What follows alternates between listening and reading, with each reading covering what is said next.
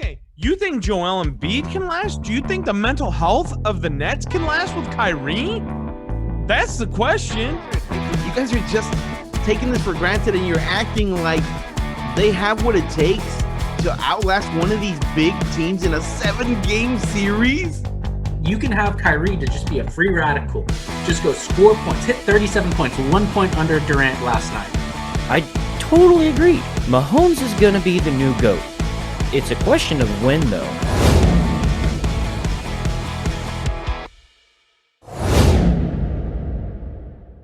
Fair enough. I'll take that as a hint. Let's move on. New Orleans Saints +3 at New England Patriots -3. The total is 42.5. Can I jump in on this first? Because when I saw this earlier today, I thought, maybe there's something that someone knows that I don't right now. How in the fuck is the line at 3 between these two teams? Unless something has changed with the player situation on the Saints side, with all the guys that were out with injuries and suspensions and whatnot last week, and almost half of their fucking coaching staff out because of COVID, unless any of that's fucking changed and they're going to be playing against the Patriots, why in the fuck is the line at 3? So, fun fact, when bookmakers don't know what line to give out and they're confused, the rule of thumb always, the home team always gets 3 points. So that's what's happening here. I personally would jump on the Patriots at 3 all day long. I like the Saints. I like the Saints too. Really? Yeah. They had one bad game. I mean, there's Go ahead, Jeremy. It's their revenge game, right?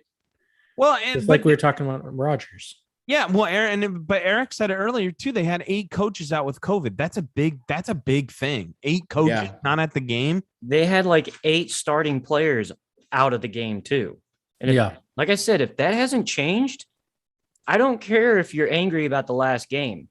If your players aren't good enough to fucking deliver, the anger doesn't matter. You can be angry all fucking day long. But if your team is, no, I'm not. I want to throw this question out though. Are we just doing that because the Patriots were good for so long? So in our heads, we're just going, oh, the Patriots. That's simple. One team looked bad. They're home to the Patriots. No brainer.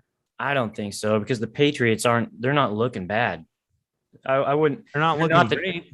They're not the team that they used to, but. Look, guys, honestly, when you look at this game at face value, it can be very easy for you to say Jameis Winston against Bill Belichick, right? But, I mean, these aren't the same Patriots. They're really not. And I really can't see the Saints pulling this one off, man. Plus three. I just think the Saints are going to be struggling with communication so much and being on the same page with each other throughout the game. I don't see it. I just don't. You know who does see it? Jameis Winston, because he sees everything now. He has LASIK. He sees it. LASIK eye surgery. I'm telling you. This podcast is sponsored by LASIK. Time will tell. I like the Saints there. I'm not going to bet that game, but I like the Saints there. Okay, let's move on.